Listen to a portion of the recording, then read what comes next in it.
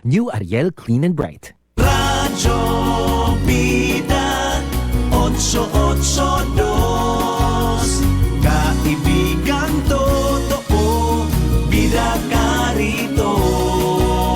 Radyo Bida ng Notre Dame Broadcasting Corporation. Bida ka rito.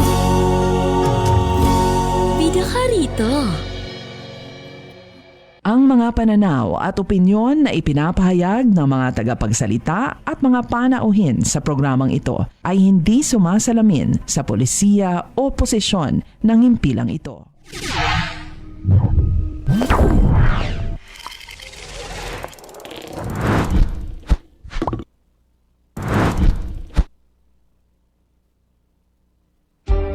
Para sa pinakabago at makabuluhang impormasyon at kaalaman mula sa Ministry of Human Settlements and Development, narito na ang programang MHS Delivers. Hatid ng inyong mga tagapaglingkod na information officers na sina Salimbay Abdullah at Juwayriya bin Emran Muhammad.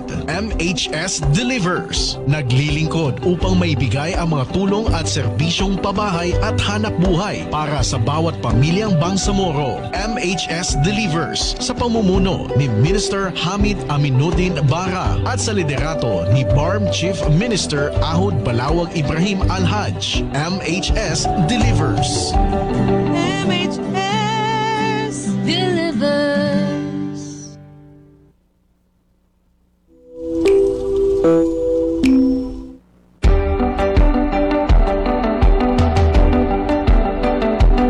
Subhanaka la ilma lana illa ma 'allamtana innaka antal alimul hakim. Glory be to you. We have no knowledge except what you have taught us. Verily it is you, the all-knowing, the all-wise. Assalamualaikum warahmatullahi ta'ala wabarakatuh. At isang magandang makatahanang araw ng Huwebes muli sa ating lahat, sa mga nanonood ng ating live stream at nakikinig na ng ating radyo. Ito po ang ika-182nd episode ng ating MHS Delivers radio program ngayong araw ng Huwebes, ika-22 ng Agosto, ika-labing siyam ng Safar, 1446 sa Hijri calendar at 2024 sa ating Gregorian calendar. Ika-183rd episode na pala ngayon. So, narito muli ang ating programang MHS Delivers na nagbibigay ng impormasyon at kaalaman mula sa Ministry of Human Settlements and Development ng Bangsamoro, Tormos Region in Muslim Mindanao. Ako po ang inyong lingkod, Bangsamoro, Juwayriya bin Emran Muhammad, at ito na po ang ating programa na walang ibang hinihiling kundi magbigay ng tamang impormasyon na magagamit sa pagpapatakbo ng kabuhayan at pamumuhay hindi lamang sa rehiyon ng Bangsamoro kundi pati na rin sa ating mga kabalay sa labas ng rehiyon. Pwede rin po kayo mag-subscribe sa ating MHSD BARM YouTube channel kung saan mahanap ang lahat ng ating nakaraang episodyo, pati na rin mga episodyo ng ating Marawi office. Mag-like, share at comment din sa ating Facebook Live o mag-text sa ating ICS hotline na 0955-799-4778 para sa pagkakataong mabasa on air. Time check, 29 minutes makalipas ng 11 o'clock. Apologies for the late start. Pero ngayong araw na ito, meron po tayong special episode. Well, lahat ng episodes ay special, pero mas special ngayon dahil sa ating guest ngayong araw. Like nakailang weeks na namin siyang inahabol para mag-guest sa ating episode, sa ating programa. Pero ayaw niya talagang mag-record, ayaw niya talagang hindi siya mismo ang mag-guest para sa kanyang division. Live po!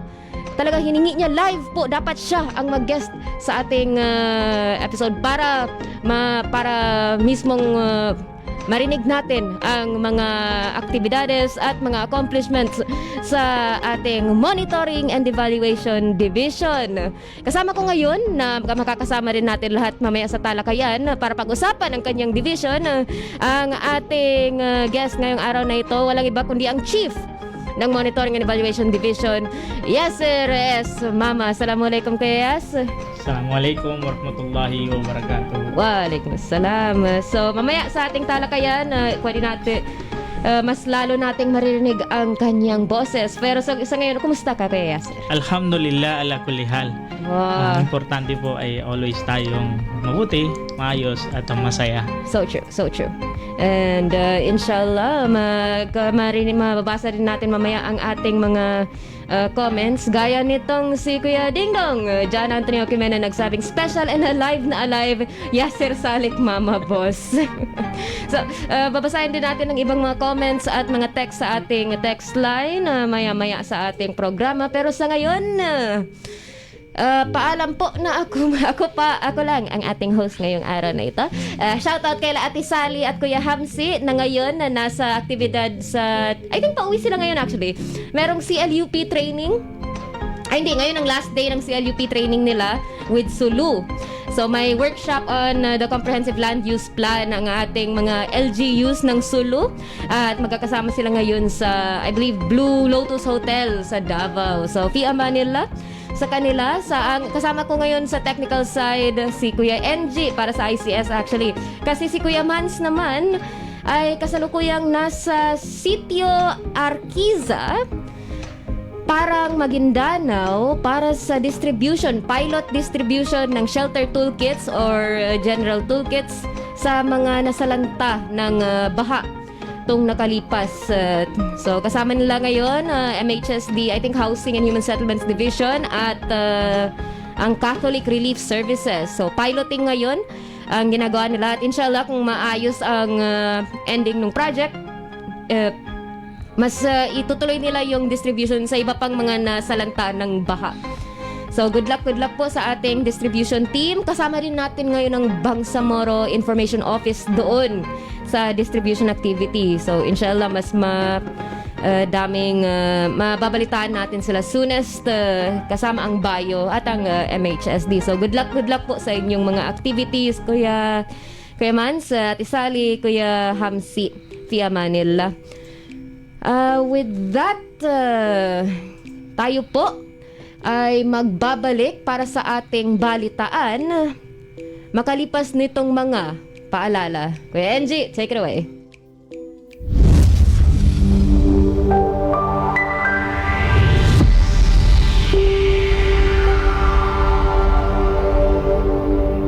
Nais niyo bang magsimula ng bagong buhay sa bagong tahanan, lumipat sa bagong struktura at bagong komunidad? Empleyado ba kayo ng opisina, kumpanya o may matatag na hanap buhay? Narito na ang Ministry of Human Settlements and Development sa pangunguna ni Minister Hamid Aminuddin D. Bara at sa suporta ni Chief Minister Ahod Balawag Ibrahim ang proyektong Economic Housing Loan. Katulad ng mga panimulang struktura sa Phase 1 at 3 ng Barangay Kapiton, Dato Odin Sinsuat kasama ang Phase 2 sa Barangay Samba, Dato Odin Sinsuat. Layunin ng ministry pagpatuloy ang proyekto sa mga lalawigan ng Cotabato City. 63 barangay ng North Cotabato, ang una at pangalawang distrito ng Maguindanao, pati na rin sa island provinces ng Basilan, Sulu at Tawi-Tawi. Narito ang 9 na requirements na kinakailangang ipasa para mag-avail ng housing loan. Una, filled out housing loan application form. Pangalawa, Certificate of Employment and Compensation, notarized. Pangatlo, kung may asawa, kailangan magpasa ng marriage contract. Kung hiwalay sa asawa, kailangan magpasa ng separation papers. At kung balo naman, kailangan magpasa ng death certificate of spouse. Pang-apat, payroll o payslip. Panlima, proof of billing. Pang-anim, 2 piraso ng 1x1 ID picture. Pang-pito, photocopies ng 2 valid IDs with 3 specimen signature. Kung may asawa, parehong 2 kopya ng IDs na may 3 signatures bawat kopya. Pang-walo, authorization letter na nagpapahintulot sa Pag-ibig Fund na imbestigahan ang beneficiary. At ang huli, pang-siyam, membership status verification slip. Para sa pagpasa ng mga requirements o para sa mga karagdagang impormasyon, maaari kayo mag-chat sa Ministry of Human Settlements and Development, BARM Facebook page o makipag-ugnayan sa opisina ng Ministry of Human Settlements and Development sa MHSD Regional Office, Bangsamoro Government Center, Rosary Heights 7, Cotabato City.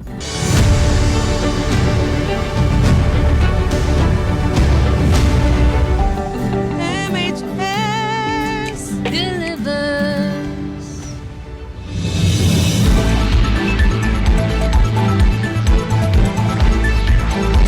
MHS Delivers. At ngayong araw na ito, may i-deliver na tatlong nagtataginting balita. Una sa kanila, 100 pamilya ng sasagyaran nakatakdang makatanggap ng libreng pabahay matapos isagawa ng LGU at MHSD ang turnover ceremony. Pangalawa, construction ng 50 na pabahay sa Tamparan pasisimulan na ng MHSD matapos isagawa ang groundbreaking ceremony. At 8 LGU sa Sulu na bigyan ng technical na tulong ng MHSD ukol sa Module 2 at 3 ng pagbalangkas at pag-update ng CLUP.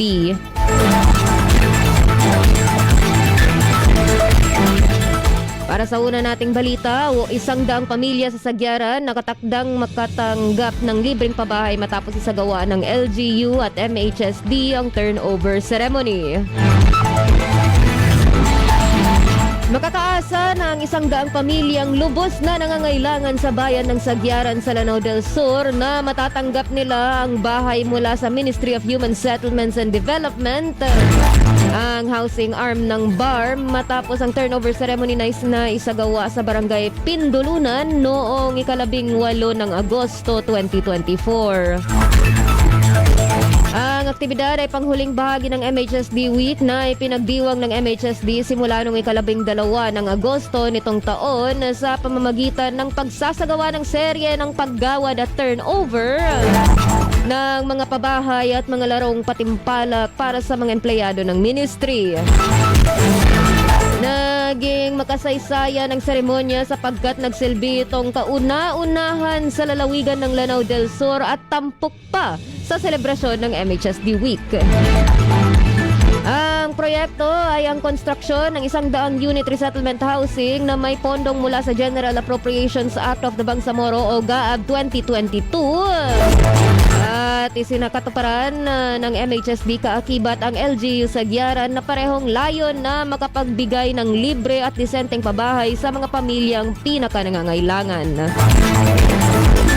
Sinabi ni Minister Hamid Aminuddin Dibara na kabila ang isinasagawang turnover at groundbreaking ceremonies ng MHSD hindi lamang sa Lanao del Sur kundi maging sa iba pang mga probinsya ng BARM at sa labas na pa ng teritoryo nito upang maabot ang Bangsamoro. Ang mga bahay na ito ay magsisilbing pundasyon ng Islamic community at gawin nyo itong mga tahanan kung saan magsisimula ang moral governance, wika pa ng ministro. Samantala, ayon kay Honorable Mayor Jalaluddin M. Angin, ang mga bahay na nakumpleto ay nakalaan para sa mga IDPs ng Marawi City na matagal nang nais magkaroon ng sariling tirahan matapos masira ang kanilang mga bahay bunga ng Marawi Siege. Ang dating di madaanan na lugar ngayon ay napaunlad na. Salamat kina Chief Minister Ahod B. Ibrahim at kay Minister Bara sa kabi-kabilang tulong para sa mga komunidad ng Bangsamoro, wika niya. Ipinaalam naman ni Director General Esmael W. Ibrahim na hindi titigil ang MHSD na magsikap at magampanan ang tungkulin nitong matugunan ang housing backlog sa Bangsamoro na ngayon ay naitala sa mahigit 300,000. Dumalo at nagbigay rin ng mensahe ng pasasalamat at suporta sina Member of the Parliament, MP at Chairperson ng Bangsamoro Youth Commission Marjani S. Makasalong, MP at Program Manager ng Marawi Rehabilitation Program Said M. Sheikh, Chief of Staff ng opisina ni MP Abdullah G. Makapaar na si Prince Sarangani, at iba pang mahalagang opisyales mula sa LGU at BARM agencies.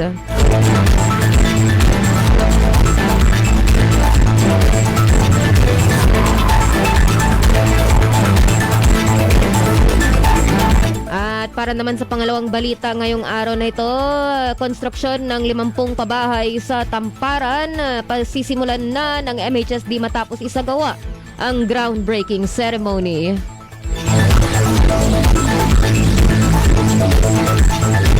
Nagsimula na ang pagpapatayo ng 50 unit ng pabahay sa tinaguriang Islamic Municipality of Tamparan sa Lanao del Sur matapos isagawa ng Ministry of Human Settlements and Development. Ang housing arm ng BARM, ang groundbreaking ceremony noong 18 ng Agosto ngayong taon.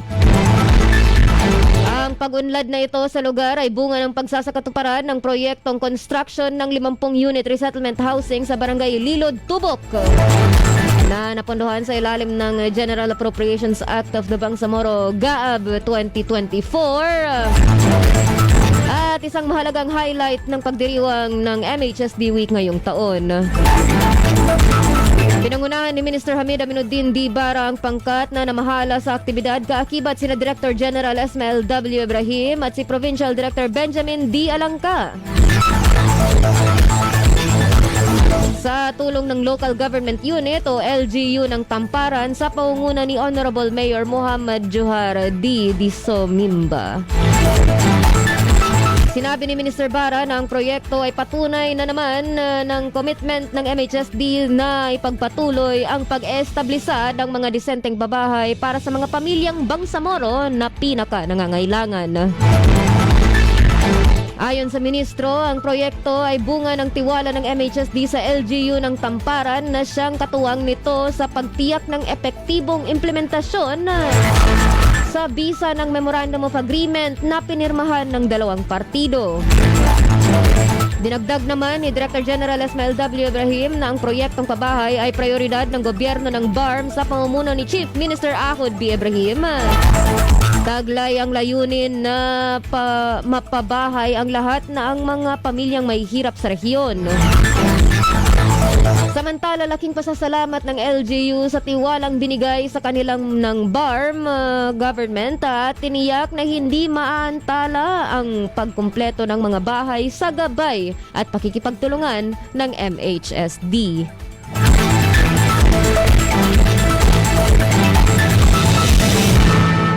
At para sa ating huling balita ngayong araw na ito, 8 LGU sa Sulu nabigyan ng technical na tulong ng MHSD ukol sa Module 2 at 3 ng pagbalangkas at pag-update ng CLUP. Matapos ngayong araw ang isinasagawang workshop on the formulation and updating of the Comprehensive Land Use Plan o CLUP Modules 2 and 3 para sa 8 local government units o LGU ng Sulu na ginanap sa Blue Lotus Hotel, Davao City. Nagsimula ang aktibidad noong 20 ng Agosto ngayong taon kung saan ang mga kalahok ay mga Municipal Planning and Development Coordinators, Municipal Engineers, Mappers, Municipal Disaster Risk Reduction and Management Officers, Technical Working Groups, at iba pang technical staff mula sa LGU ng Holo, Patikol, Luok, Parang, Panamaw, Omar, Talipao, at Lugos. Ang pagbibigay ng kinakailangang technical assistance sa pamamagitan ng workshop ay pinamamahalaan ng Ministry of Human Settlements and Development MHSD Sulu sa gabay at tulong ng Environment, Land Use and Urban Development Division, ang ILUD, sa ilalim ng Technical and Regulatory Services, TRS, at ng MHSD Maguindanao. Aktibong kabahagi ng aktibidad sina Acting TRS Director Attorney Janiza M. Makapantar, Provincial Director ng MHSD Sulu Attorney Najira S. Hasan, Provincial Director ng MHSD Maguindanao Nuruddin S. Abdullah. Nagsisilbi namang mga resource person sina Housing and Homesite Regulation Officer o HHRO4 Engineer Muslima M. Abu Sama. Project Development Officer 3 Arturo B. Racaza. HHRO4 Ali M. Makadaag. HHRO4 Ben Saudi M. Taludjog. Engineer 3 Shedrej V. T. Asaali. Project Development Assistant Marjan P. Saminodin. At Administrative Assistant 4 Adan B. Abdullah. Ang mga kalahok ay natin sa dalawang grupo kung saan ang isang pangkat ay para sa paggawa ng mga kinakailangang mapa at ang isa naman ay may tungkulin punan o isulat ang mga kinakailangang datos o impormasyon ng kanilang CLUP.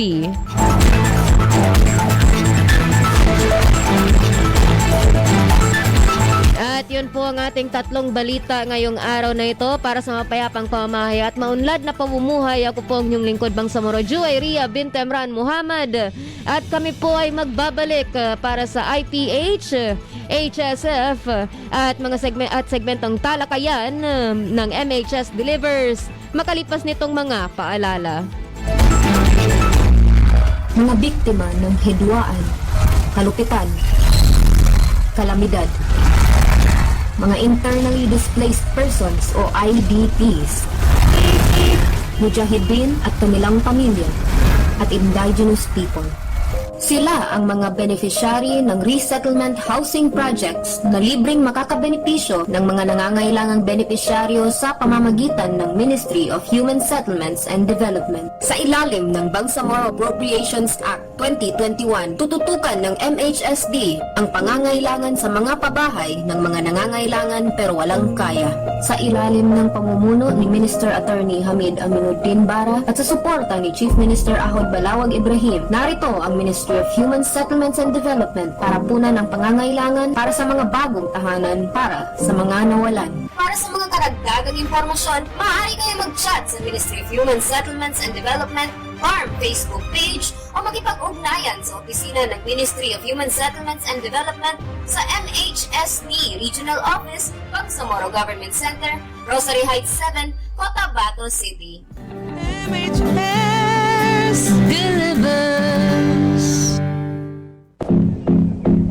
MHS Delivers. At speaking of mga nagde-deliver ng ating MHSD activities, marami po tayong nag-comment ng MHSDians sa ating comment section. So isang pahapyaw na babasa lang for now.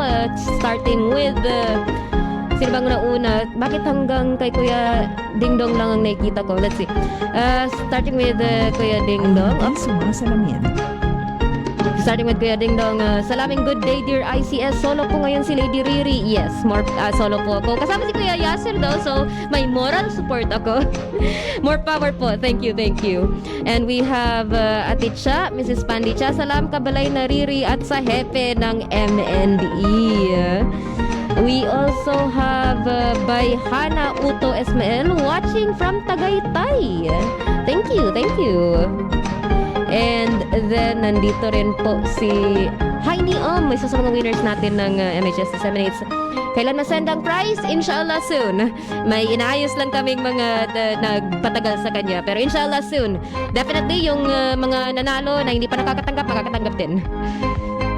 Special and alive na alive, Yasser Salik Mama Boss. We have DG watching now in Parang. Kasi kasama si DG dun sa distribution ng shelter toolkits. Yes. Fia Manila, good luck, good luck. I think DG, Sir Dems, pati I think nakahabol si PD Maguindanao, PD Roden. We also have Ate Lick, Lick Makapantar. Hello sa pinaka-achiever ng TRS, Kuya Yasser. And then Hamsari, Kuya Hamsi, salam kabalay na Ria, Aja. Is that Korean? Haja! Ganun ba ang pagkasabi? Watching from Blue Lotus Hotel, Davao City. Good luck, good luck. And Sir DJ, ang ating guest ngayong araw na ito ay walang iba kundi ang pinaka-achiever ng TRS.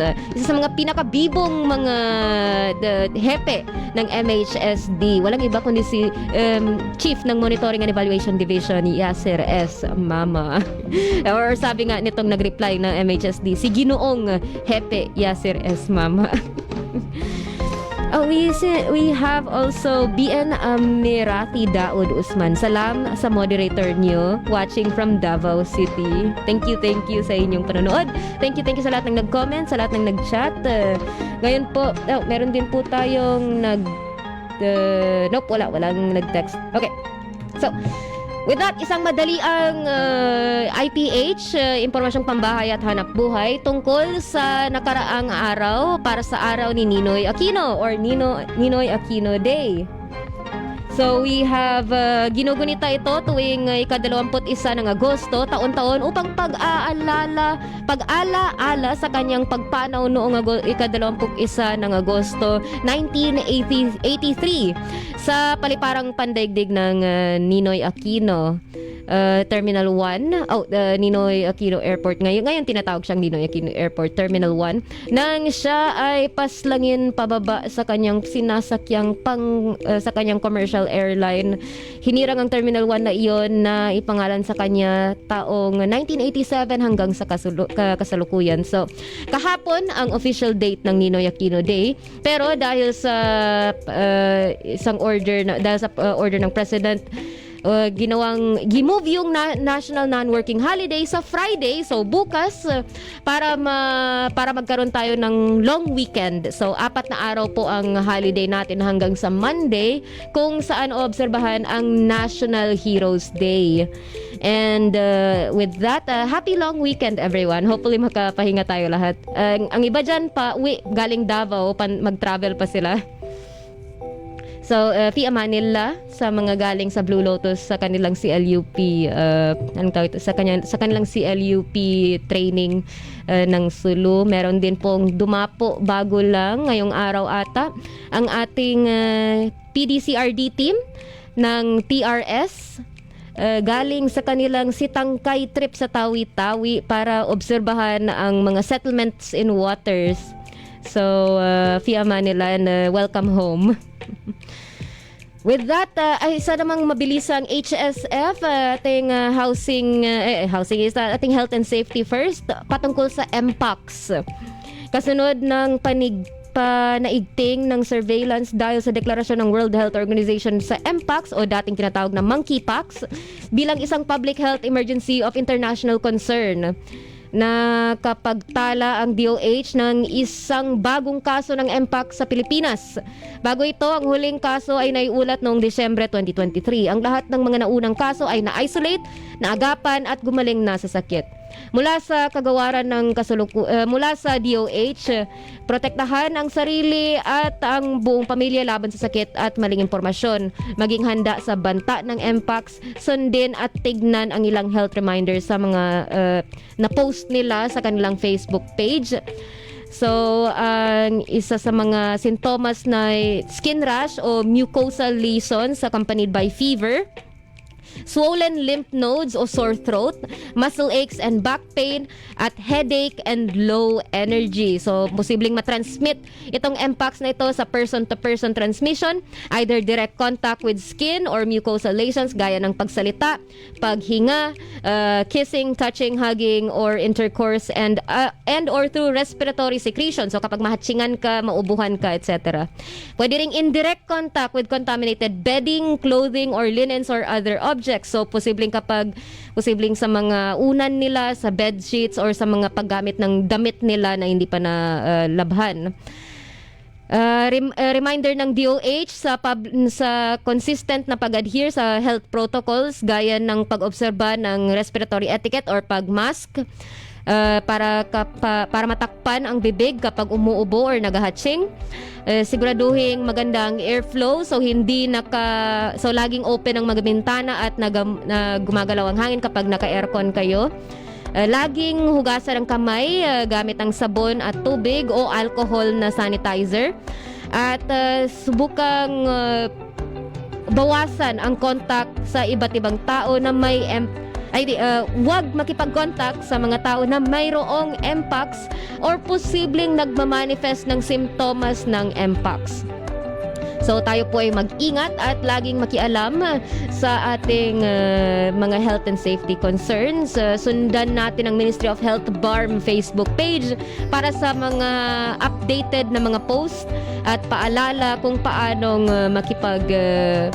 kung paanong sunod-sunod na maayos ang ating health and safety. So paalala galing sa ating health and safety first. Our greatest wealth is our greatest health. Tama ba? Kuya Hamsi, anong score nun? Alright, and with that, narito na po tayo sa ating paboritong parte ng lahat ng MHS Delivers na program. We have, para pag-usapan ngayong episode, ang ating topikong monitoring and evaluation. Time check hanggang 12:20 tayo. Syukran, thank you.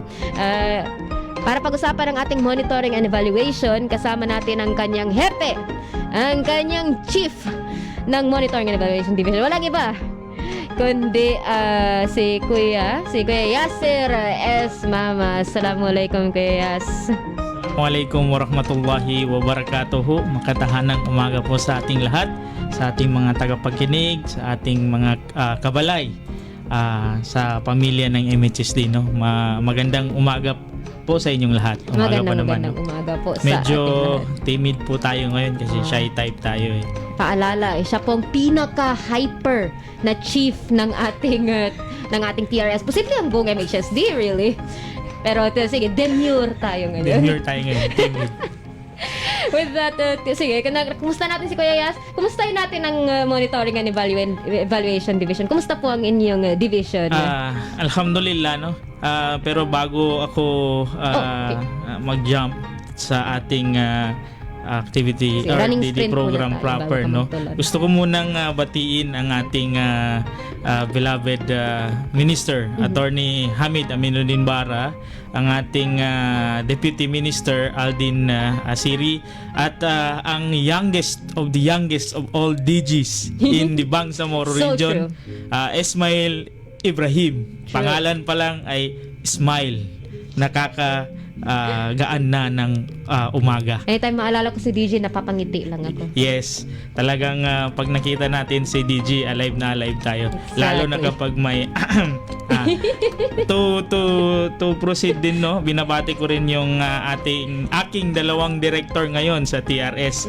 Ang acting director ng TRS, walang iba kundi si Attorney Janisa Makapantar, at ang director din ng TRS, which is si Sir Suharto Hab, and the family of the TRS ulit. So, alhamdulillah, magandang umaga po sa inyong lahat. Alhamdulillah. So, dumako tayo dun sa tanong mo.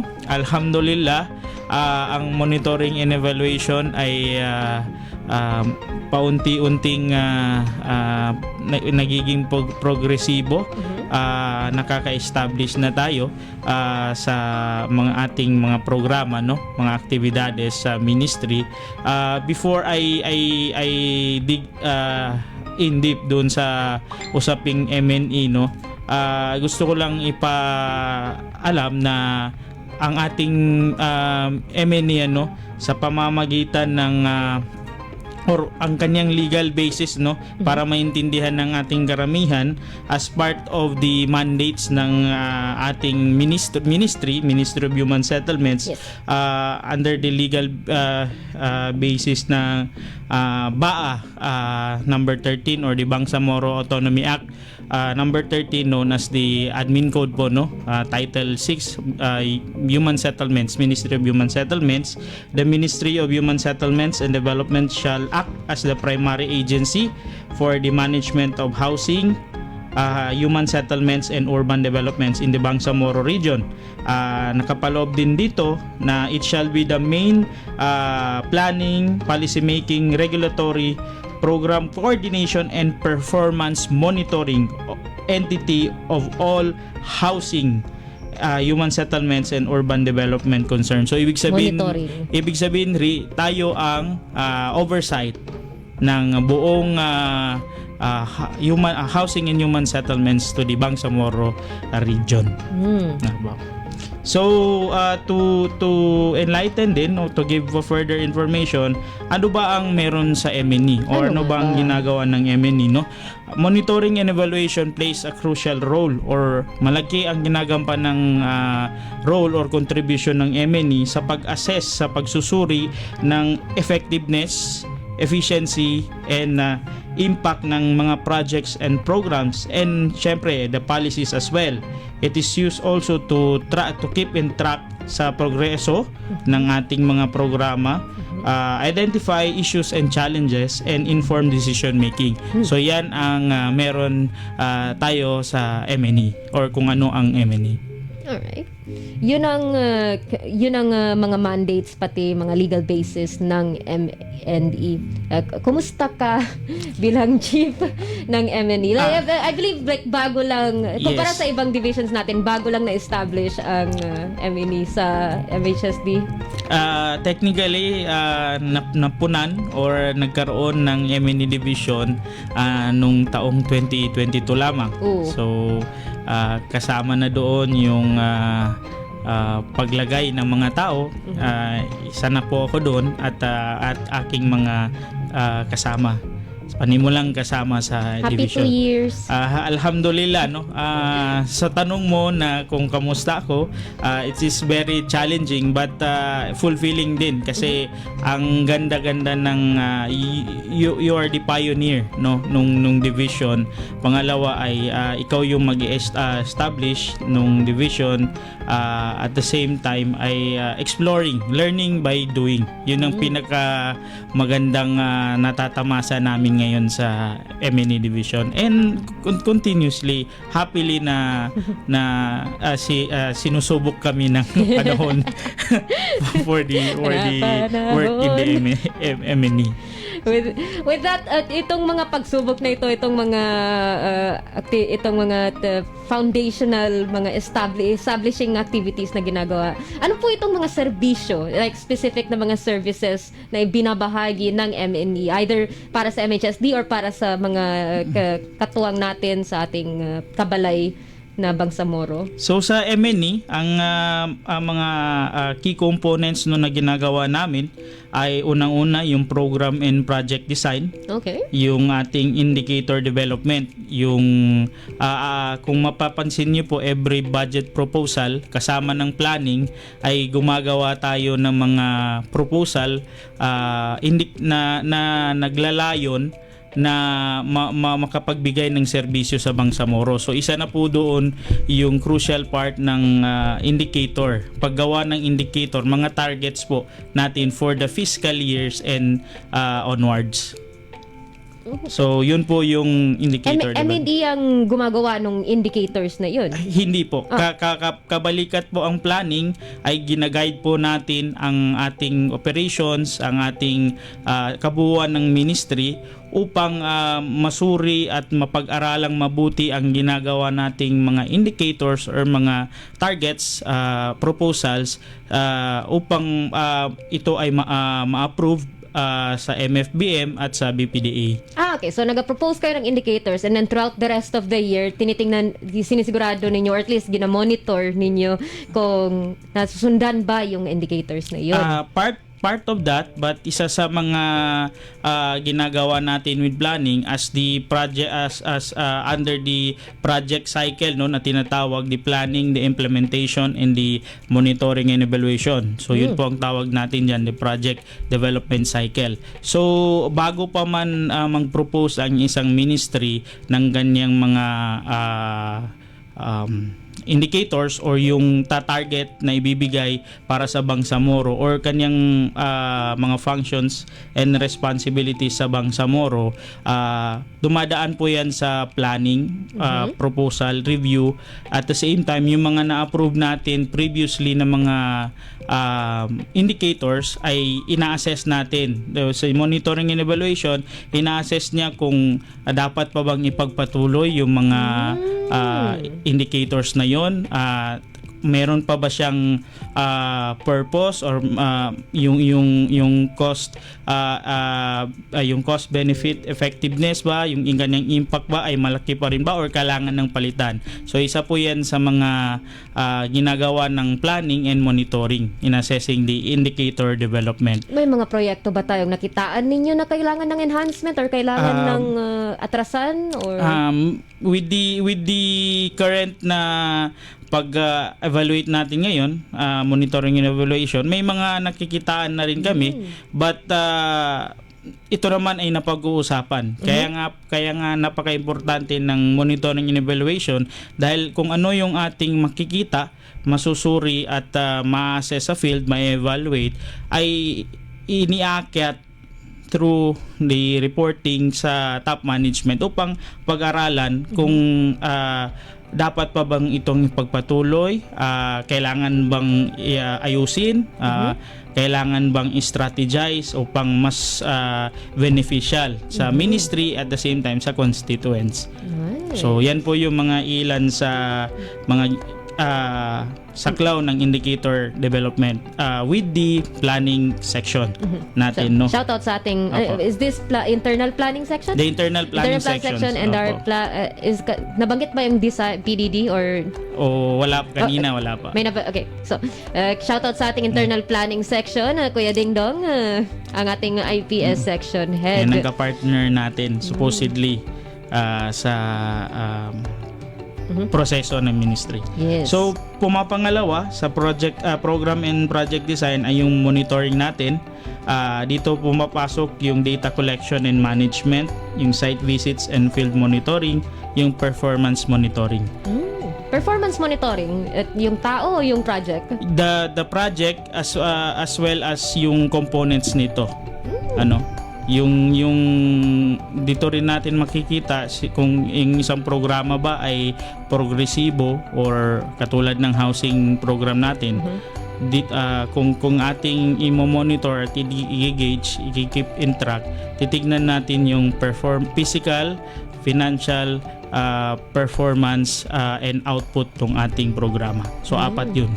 Dahil itong monitoring na ginagawa ninyo, like in person talaga ninyong pinupuntahan yung mga sites? Yes, right? po. Pinupuntahan natin yung mga approved projects ng MHSD upang tignan kung ano ang meron doon sa field kumpara doon sa plano, no? At saka kung ano na yung status or progress nung construction ng ating mga pabahay at yung ating mga CLUP din, no? Yung mga iba't ibang services ng ministry, the regulatory and other relevant services ng human settlements. Alright. Is it a quarterly visit or ano bang regular visit schedule ninyo? Meron kasi tayong periodic, meron din po tayong spot monitoring. So Spot monitoring? Yung periodic ay may timeline where pwede siyang monthly, quarterly, semi-annually, and yearly. Yung spot monitoring is if ever na merong mag-arise or naisipan ng ministry na bisitahin or parang surprise visit ika nga. Most commonly ginagamit ito sa regulatory, no, yung sa ating enforcement. Kung makikita natin yung mga real estates subdivision na nagpapatayo or kumbaga nakikita natin sa Facebook na may mga illegal na nabentahan or pagpapatayo ng mga subdivision, isa po yun sa mga ginagawa natin yung spot monitoring. Pinupuntahan in coordination with the local government units and other concerned parties doon na malapit sa subdivision or the real estate. Meron tayong actually, medyo out na ito sa na scripted natin na questions. Meron tayong mga concerned citizens paminsan na like nakatira sila malapit sa ating mga projects. Paminsan mag-chat sila, like sila mismong mag-send ng mga videos at pictures na medyo subpar or hindi pa ganun kaganda yung mga ginagawang mga projects. Like thankful kami na diretso sila sa PM, like diretso silang PM para diretso natin tugunan internally sa MHSD, kaya sa publicly nag-post sila. Ano po ang posible pa yun spot monitor, posibleng spot monitoring ang result ng mga ganong klaseng mga reports sa atin? May dumadaan pa ba na proseso bago kayo mag-decide na puntahan ng isang project, or pinapasa ba natin yan sa provincial offices na i-handle? Unang-una, no, maganda yung sinabi mo, yung proseso, no.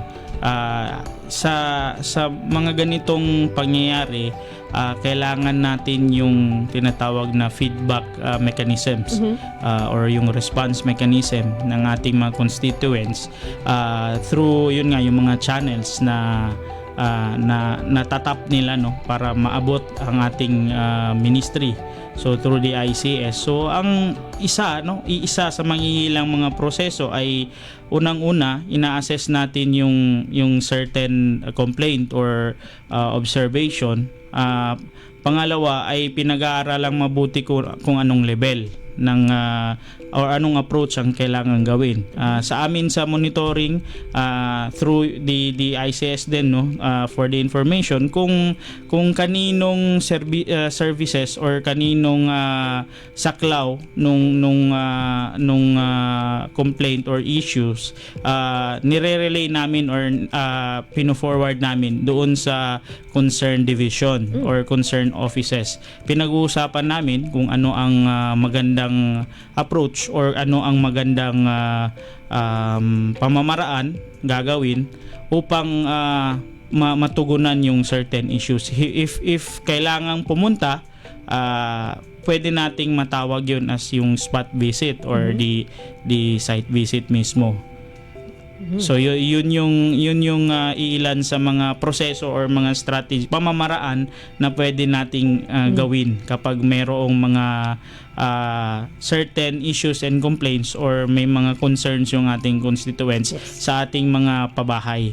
So nandyan din ang ating provincial offices upang matulungan tayo sa regional office makipag-coordinate sa ground. Nice. Alright. So, shoutout sa ating mga provincial offices na sila yung mismong diretso. Like, silang pinakamabilis na mag-act dyan sa pinakamalapit na mga projects natin.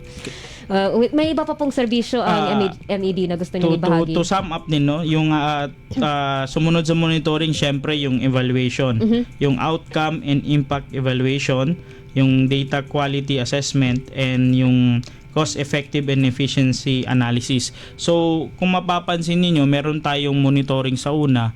Pumapangalawa naman is yung si evaluation. Usually or commonly, dun sa ating mga programa or projects, lalong-lalo na itong mga natapos na ng mga pabahay at mga na-turnover na, pumupunta tayo upang tignan ano yung sitwasyon sa baba after makompleto yung bahay, maibigay sa mga beneficiaries natin, ano yung transition ng kanilang pamumuhay from being homeless or walang pabahay sa una at nabigyan natin ito. Makikita natin ano yung impact nito sa ating mga beneficiaries at sa ating mga constituents. Pangalawa ay pinag-aaralan din natin yung mga kasama sa situational analysis ay yung mga pangangailangan nila after the transition, yung pag-turnover, pagtira nila sa bahay. Hindi kasi nagtatapos doon yung hindi serbisyo. Tayo, okay, ito na yung bahay ninyo. Bye! Hindi natin po tayo ganun. Kailangan po natin ng sustainability, no? Doon sa ating mga proyekto, mga programa. So hindi natin iniiwan kaagad yan. So merong timeline po, no, na sinusunod tayo upang mag-guide at upang ating matulungan pa rin yung ating mga beneficiaryo. So titignan natin ano yung kanilang kalagayan, ano yung pangangailangan nila presently and futurely, upang matugunan naman natin, propose naman tayo ng mga programa na naaayon sa kanilang pangangailangan after the turnover na nung mga pabahay. I think isang na-publicize natin na intentions natin for future housing projects is gusto natin mabigyan ng parang water system at solar-powered lights ang lahat ng housing projects natin. I think isa yun sa mga nakita ang pangangailangan sa lahat ng projects. Kasi, I don't know, nung una tayong nagagawa ng mga housing projects, literal na house lang Yes. yung naaprubahan sa atin. So, to follow naman yung ibang mga necessities like water systems and lights. With that, nakitaan din, ano pang ibang, is that, na yung yun na pong mga serbisyo ng MED? After that Oh, is yo. yung data analysis and reporting. After natin ng data gathering, yung pag-field site visits namin, syempre ginagawaan po namin ng report and visualization for the top management as well as sa ating mga stakeholders sa Bangsamoro government. The last is yung capacity building and yung stakeholder engagement. So yung stakeholder engagement po ay yung ating mga development partners, mga relevant individuals and parties to housing and human settlements. Nagbe-benchmarking tayo doon, nag-focus group discussion tayo doon upang makakalap parang R&D, research and development na rin yung isa sa mga pwede nating gawin. Titignan natin anong meron sa ground, sa other stakeholders, sa mga partners natin na government agencies and mga non-government agencies. Gaya nung pagbisita ninyo sa DSUD nung nakaraan? Yes, po. Yung pagbisita namin sa DSUD led by the MNE with the Technical Regulatory Services and the Housing, isa sa mga napag-usapan doon is yung planado program, yung digitalization ng land use ng Bangsamoro government, kasi sa national medyo digitized na sila. They are trying to streamline yung sa Bangsamoro context yung ating yung kanilang programa, yung planado program. So isa po yun. Pangalawa is yung mga benchmarking natin sa NHA, sa CRS, sa Catholic Relief Services. Binabati ko nga pala yung ating partner, para sa akin best partner, best development partner ng MHSD, walang iba kundi ang Catholic Relief Services. Ongoing ngayon ang pinangungunahan distribution ni nila Sir Jonas Titangco and Sir RR Mambay and Ma'am Aiko. Maraming salamat. Magandang umaga po sa inyong lahat. Binabati ko lang, sideways lang. So, yun po, yung mga serbisyo ng ilan sa mga serbisyo ng MNE, at patuloy pang nag-explore ang MNE upang mas mapalawig ang aming capacity o upang mas makapagtrabaho at makapag-serve sa Bangsamoro. Inshallah. Apo. At feel ko anytime may project kayong, parang may project cycle kayo sa MND, parang nagsusulat kayo ng isang buong thesis para sa process ninyo. Like, may research, may interviews, may analysis, and then may reporting kung ano nga yung results, and then rinse and repeat. Minsan sabay-sabay pa yung mga thesis ng mga projects. Good luck. The very crucial part dyan, Ria, and yung sinabi mo doon is yung sa dami ng nakakalap namin and gagawin naming mga reports, mga research and study, we need to maintain the macro approach, yung pangkalahatan na approach upang lahat ay masaklaw ng ating serbisyo as much as possible. Which is actually very difficult kasi grabe ka diverse at individualistic ang marami ang mga provinces natin sa hindi naman sa individualistic, pero may very key diversity ang bawat province natin, and then merong micro diversity pa within those provinces.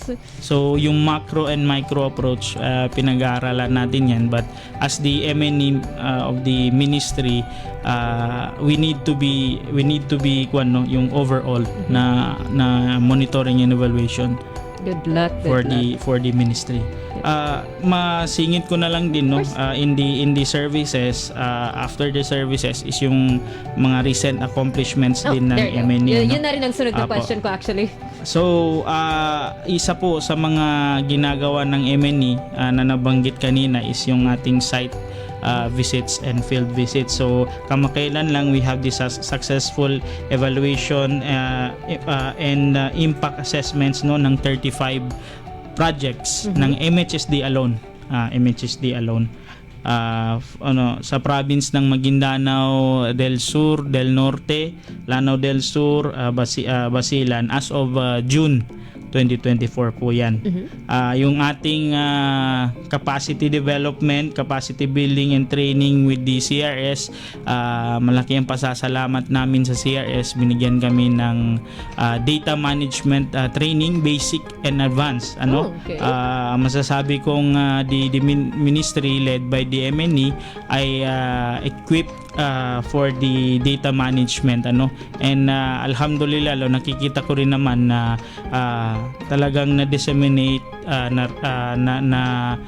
equally distributed yung ating capacity development sa regional office and the provincial office.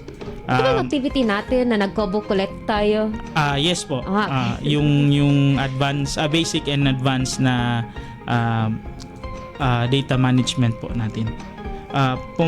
Pangatlo po ay yung aming nagawa. Ito po ang isa sa mga proud po ako na ibahagi, yung aming nagawang or na data processed on housing needs.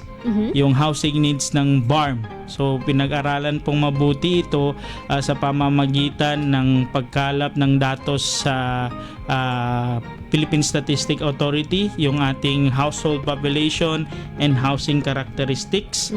Nakagawa po tayo ng housing needs ng Ministry of Human Settlements region-wide, the BARM, na pumapalo po ng nasa 340,000 yung ating housing need. Ngayon, meron po isa po kabilang po sa nakalap nating mga datos din sa iba't ibang government agencies, ministries and offices na nagpapatayo rin ng pabahay katulad ng Kapianan, MSSD, MILG at other relevant stakeholders.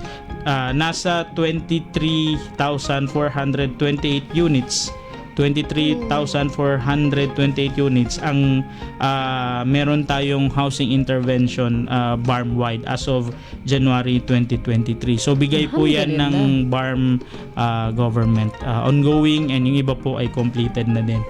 So on the housing needs na yun, kasama yung intervention, pumapalo po ngayon sa 317,342 yung number of households, net po ng number of households as of January 2023, yung status ng housing needs. Mashallah dun sa 20 plus thousand na nakalap na bahay, pero grabe ka intimidating yung 300,000 remaining, isn't it?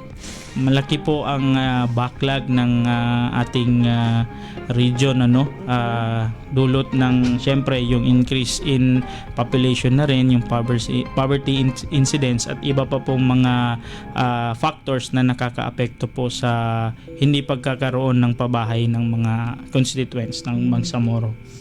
But we keep working. We keep going. Yes, as to inject din po yung kasama nung data ng PSA, ang ginamit po pala namin dito ay yung local shelter plan manual na formula po na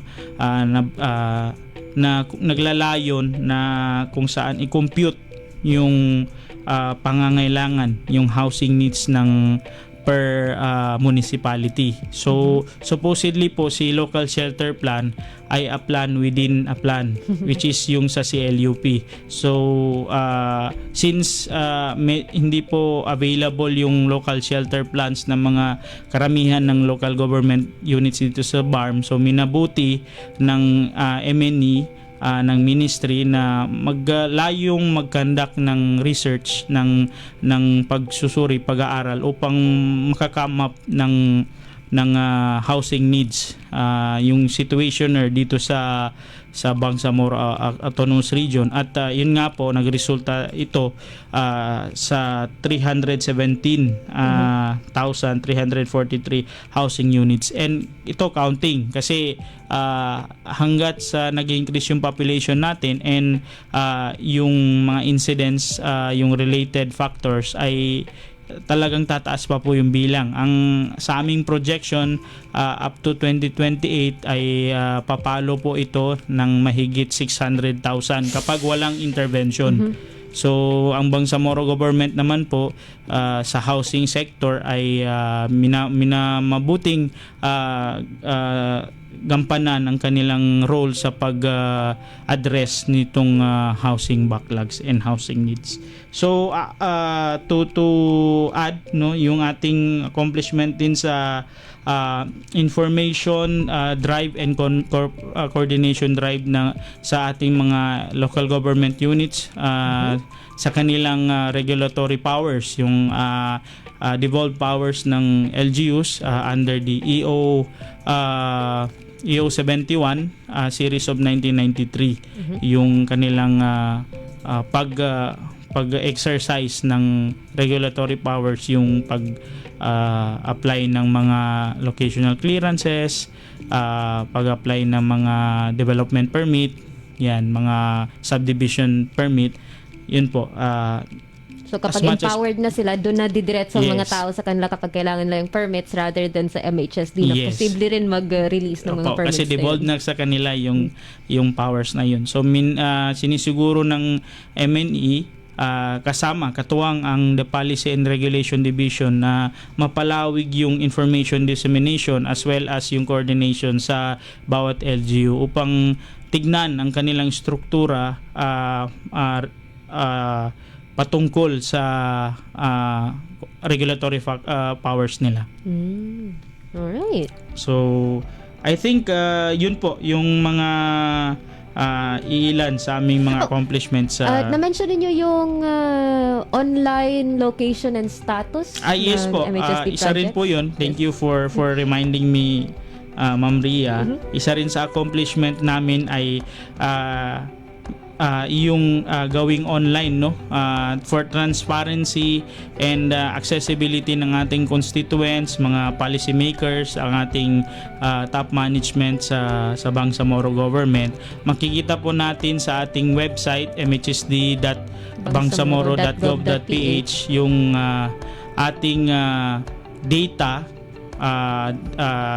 patungkol sa pabahay na ginagawa ng Ministry and Ministry and Human Settlements and Development, kasama na po yung training centers po. So makikita po natin diyan, pwede nating bisitahin yung site.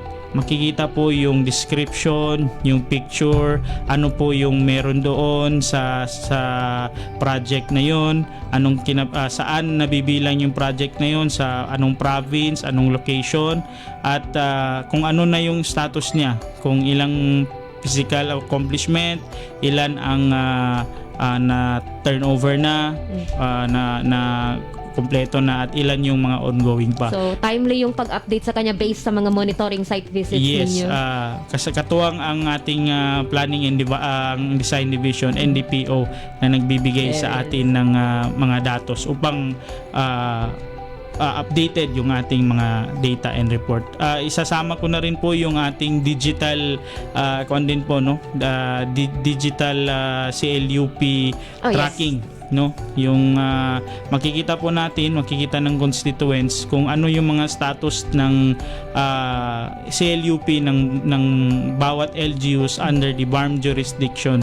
So may mga legend din po siya, may mga description din po siya kung yung bang mga naturang local government units ay meron ng CLUP, updating na ba sila, wala silang CLUP, at iba pa po. Yun yung mga features po nun. So, feel free po sa ating mga constituents na bisitahin po yung ating website. Aside po sa naturang pagbisita sa aming iba't ibang programa, ay hina-highlight po namin yung online tracking na yun, for transparency and na rin po natin information information dissemination na rin po na ito po yung ginagawa ng ministry for the betterment of the Bangsamoro people. Yes. And yun ang isa sa mga accomplishments nila ngayon. Hindi ko sabihin ngayon year. Like, feel ko kasi since establishment ninyo Yes. noong 2022, nagbe-build up na kayo to these accomplishments. Ongoing pa rin like ang lahat ng so inshallah by next year, who knows? Like mas Yes. mas marami pa tayong makikitaan sa M&E. Apo. And usually, I feel like kapag marinig mong monitoring and evaluation, more on parang background service siya. Yung tipong hindi siya kasing colorful ng housing and human Yes. settlements, kumbaga. Hindi siya frontline Yeah. service, more on support to the operation, support to the ministry. Integral support. Upang magkaroon tayo ng check and balance. Yun yung pinaka mainam po doon, pinaka crucial na aspeto ng MNE. And since nabanggit na rin natin, Ria, yung ating online tracking nung housing natin, as of the June 2024, no, pumapalo sa 4,443 yung overall housing projects natin. Ooh. No, sa MHSD, no. Kabilang doon sa nabanggit kong intervention, 4,443 yung contribution ng MHSD sa Bangsamoro government for the shelter intervention. So 1,107 po doon ay completed na. Yung 800 po doon sa 1,107 ay na-turn over na. So yun po yung mga figures. 800 of the 1,107 ay turn over na po. Ibig sabihin po na 800? yes po, 800. Naibigay na yung susi at tinitirahan na po ng ating mga beneficiary. At tinutulungan Yung the na remaining ng- po ay on process pa po yung ating pag-asikaso doon sa pag-turnover. Hindi po kasi basta-bastang after ng tapos ng pabahay ay diretso bigay na. May mga proseso po tayong dinadaanan Ini-interview upang sila, ma-ensure. sinusiguraduhin sila talaga yung nangangailangan na Yes. nangangailangan. Yes, tama Okay. po 'yun. So, out of the 4,443, 2,561 naman po yung ongoing construction natin. At yung not yet started nasa 725. Usually po kasi ang mga problema dito is yung sa site and other legal documents din. Sinisigurado ng ministry na bago po tayo magpatayo ay kumpleto po yung ating mga legal documents. And yan po, the same time yung ongoing procurement natin ngayon as of June 2024, meron tayong 50 units na housing units na ongoing procurement. So yan po yung sa housing project. Doon naman sa training center, meron tayong 38 na training centers, total of training centers sa ministry. 22 yung ongoing, completed po ay 16. At meron tayong bagong procurement ngayon for 6 Yes. sa training centers. Yes po. Alhamdulillah, yung tiwala sa atin ng Bangsamoro constituents and the lawmakers ay kitang-kita naman po sa accomplishment ng MHSD. Alhamdulillah. With that time check, it is 12:33. So kapag pag-usapan na ang lahat ng accomplishments at data na nakalap ng MED, pwede tayong tumagal hanggang alas 4, I think.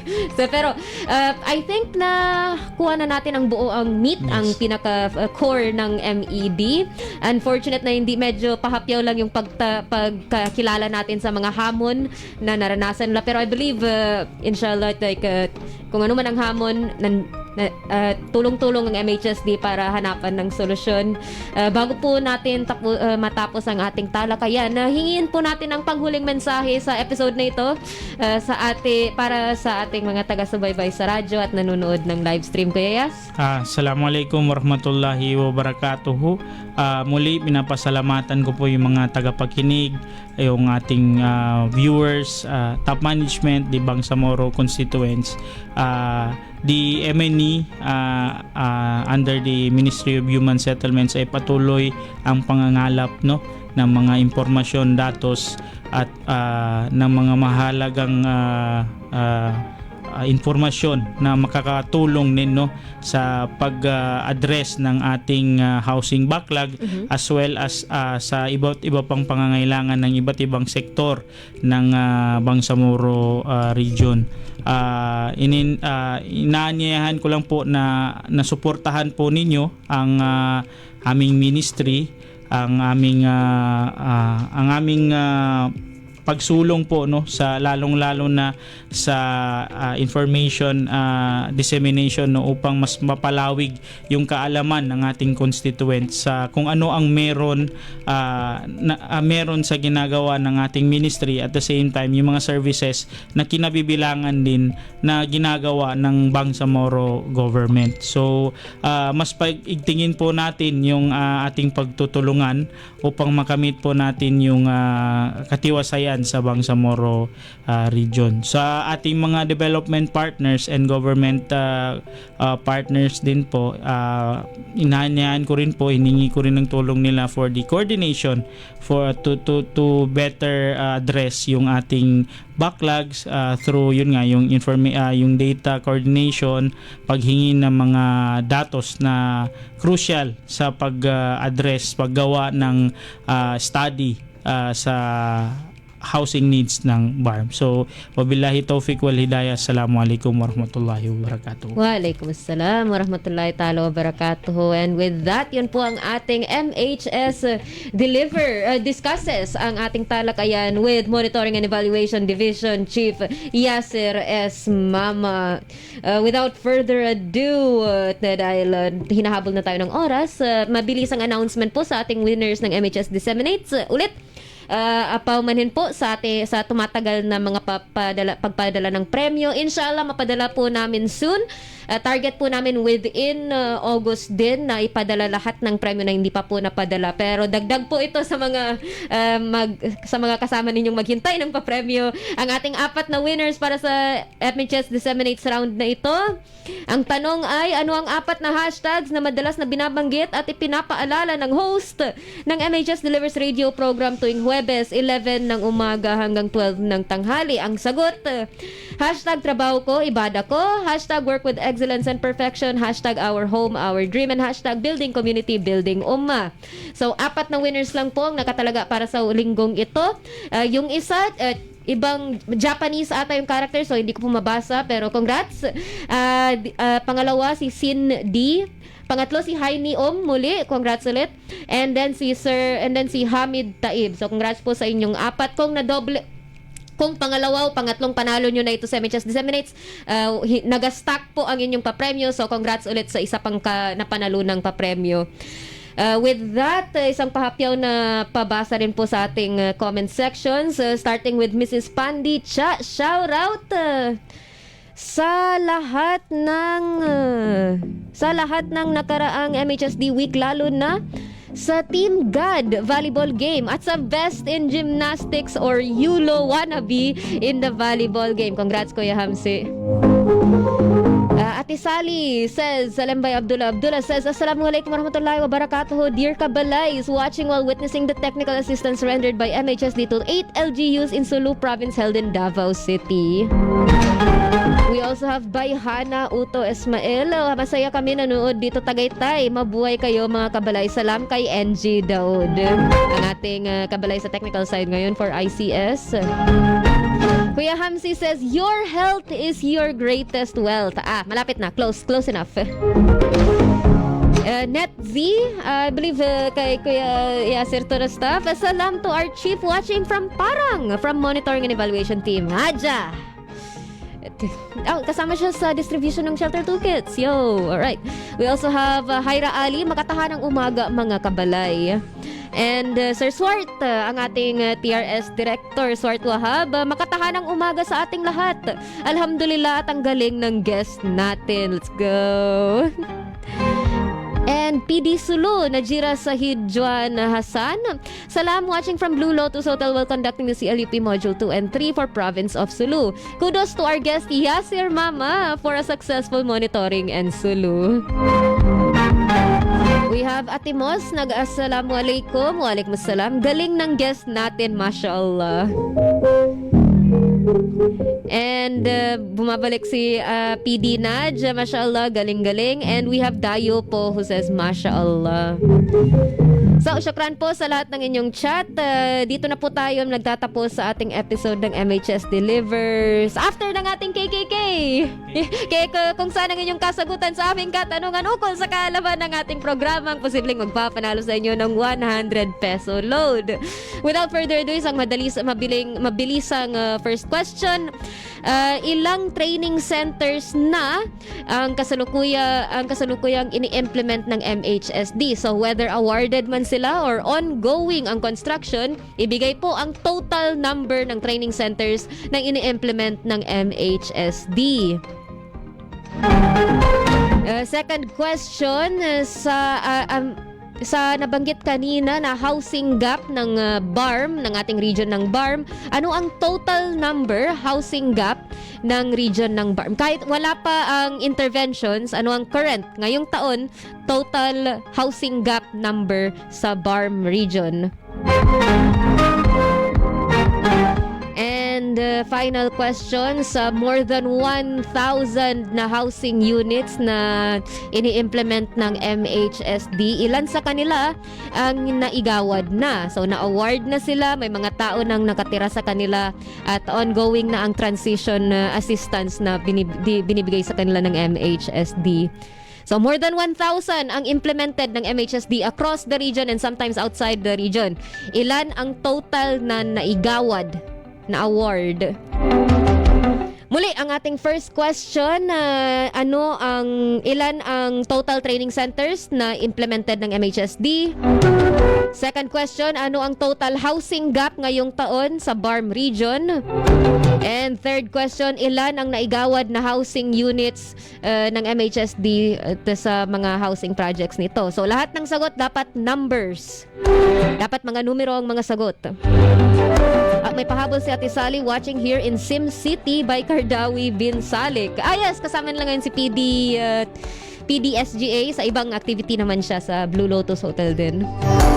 And Muslim Makay Abu Sama, LGU Holo, Talipao, Panamao, Patikol, Lugos, Omar, and Parang ng Sulu Province. Ang mga Sulu LGUs na kasama nila ngayon sa CLUP. And with that, dito na po nagtatapos ang ating MHS Delivers.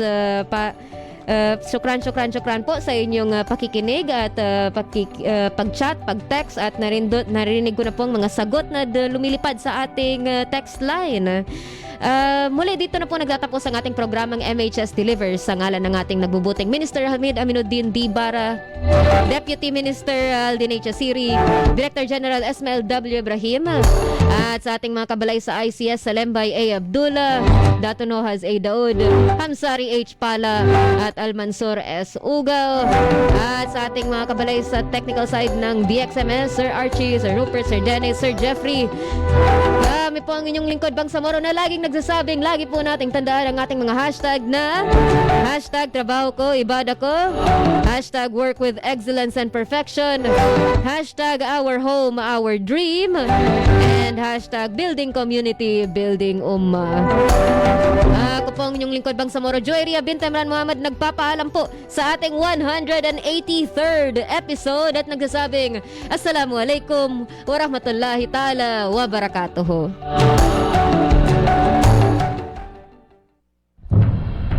Sumainyo ang programang MHS Delivers. Naglilingkod upang maibigay ang mga tulong at serbisyong pabahay at hanap buhay para sa bawat pamilyang Bangsamoro. MHS Delivers sa pamumuno ni Minister Hamid Aminuddin Bara at sa liderato ni BARM Chief Minister Ahud Balawag Ibrahim Al-Haj. MHS Delivers. Ang mga pananaw at opinyon